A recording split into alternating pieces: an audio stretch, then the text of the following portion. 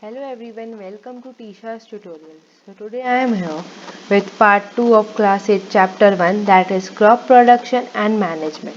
If you haven't watched the part 1, you can watch it first so that it will help you to understand this video clearly. The link is in the description box. Agricultural practices. These are various steps followed by farmers to ensure good yield.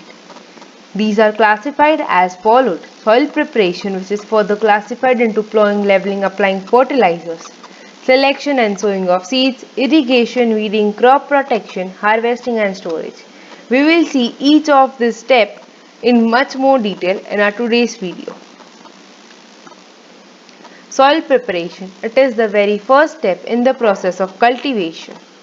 It is further classified into plowing, leveling and applying fertilizers. Plowing. It is the first step in soil preparation. The process of loosening and turning of soil is called tilling or plowing. In the plowing is done using a special agricultural implement. The tools used for process of agriculture are called as agricultural implement. This is done using a plow. This is an agricultural implement. It is either made up of wood or iron. Previously, bullocks were used to plow the field. But now, in the era of technology, tractors are used to plow the field. This is how the traditionally the bullocks were used to plow the field. You can see the bullocks here and they are attached with a plow and they are used to plow the field. Whereas now, in the era of technology, tractors are used to plow the field using a plow which is made up of iron. The next, why do you think the plowing is important? Plowing is important because it increases the number of earthworms and microbes present in the soil. And these microbes and earthworms, as you know, earthworms are farmers' best friends. They further turn and loosen the soil and add humus to it, which increases its fertility. Since only few centimeters of topsoil supports plant growth, turning and loosening. This is very important. Turning and loosening. Turning in sense the top layer of the soil goes below and the layer which is below the top layers comes to the top. This is how the nutrient rich soil comes on the top and so that plants use these nutrients. Also it helps to remove weeds. What are weeds? These are undesirable crops or undesirable plant which grows with the desired crops, right? It is also important to get rid of these weeds because they use up all the nutrients of the soil and you may not get good yield. The next step is leveling. It is very important to level the field after plowing. Plowing may leave big crumbs or clods of soil, which is necessary. Therefore, it becomes necessary to break these crumbs or clods of soil. This will help you to sow the seeds very well and also help you to irrigate the field properly. This is done using an agricultural implement called leveler, and yes, these days it is done using a tractor. This is the leveler which is used to level the field. The second step is sowing and selection of seeds. It is very important to select good quality of seeds. If the quality of seeds is good, you will get the quality of crops also good. You will get good yield. And this is what all farmers want. So it is necessary to use good quality of seed. It is always recommended to use HYV seeds. These are scientific seeds or high yielding variety seeds. These seeds are clean and ensure a good yield. These seeds are proven to ensure a good yield. Also, there are certain precautions you need to take before sowing the seeds.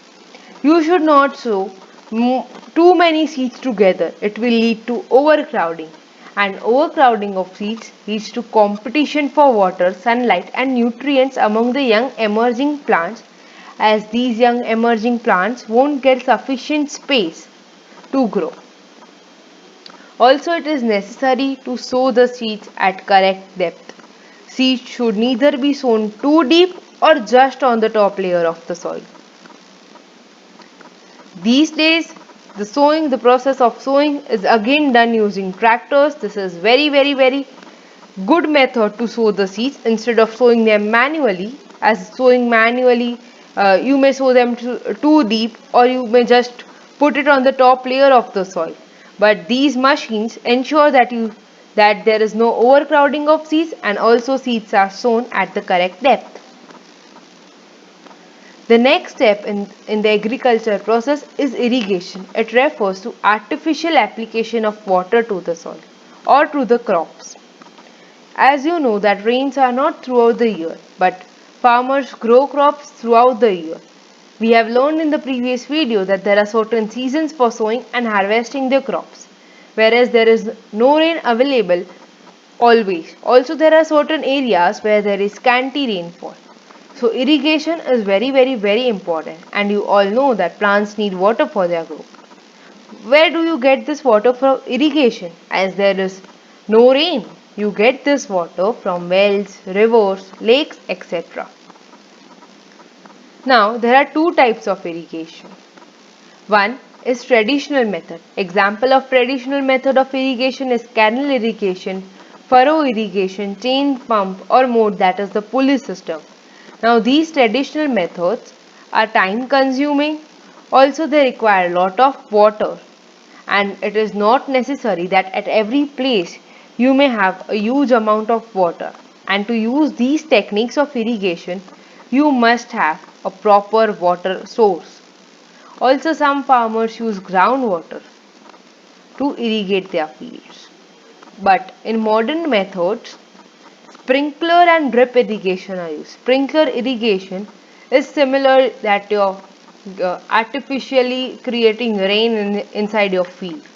And drip irrigation refers to drop by drop giving water to the plants directly into their roots. This ensures that there is no wastage of water. The next step is weeding and crop protection. It is very important steps to remove weeds. What are weeds? They are undesirable plants which grow with the crops. You do not grow them, but they grow on their own. You know where do these weeds come from? The seeds of these weeds are dispersed either by water or wind or by some animals, and they grow with your crops, and these use up the nutrients which are important for your crops. And to prevent that, it is necessary to remove them. The process of removing weeds is called as weeding. Now examples of weeds are wild oat, grass, etc. You do not need them, so you remove them off. Now this can be either done manually or by using chemicals called weedicides. Now both of them has their own advantages and their disadvantages. So let us first see the disadvantages of manual weeding. It is time consuming, and it may also lead to removal of undesirable crops. It may also lead to accidental removal of desired crops. The crops which you have grown, you may remove them as well accidentally, and it is much more time consuming. Also, to remove weeds manually, you need to use agricultural implements like hoe, harrow, trowel, and these are made up of iron and they need regular maintenance to prevent rusting.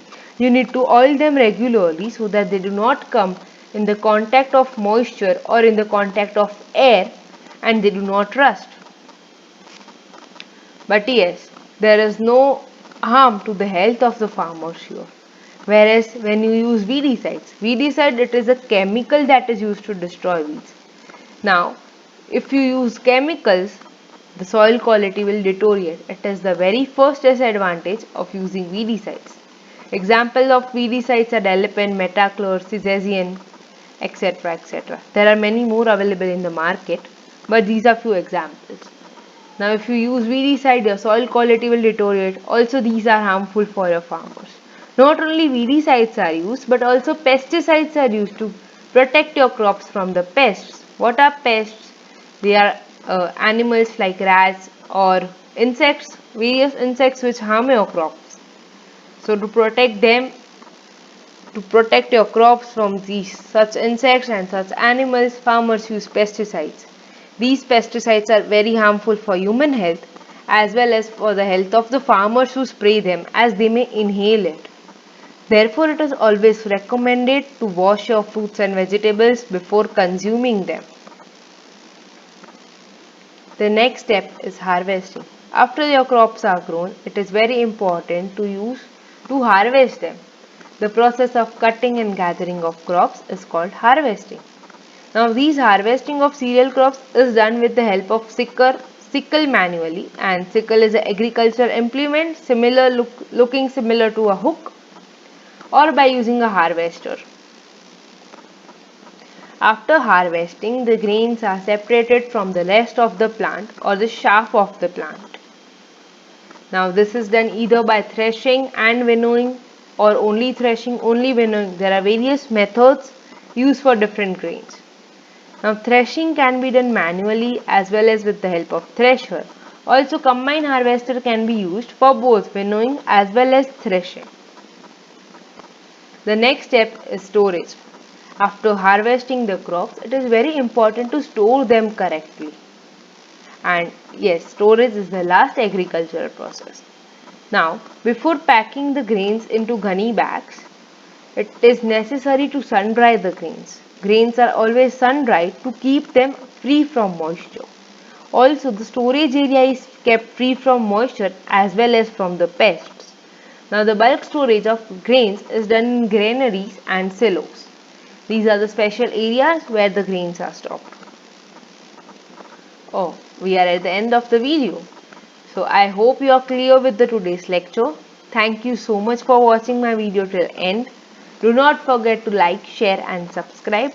Also, if you have any doubts, you can mention them in the comment box to get them solved. So thank you guys and keep learning.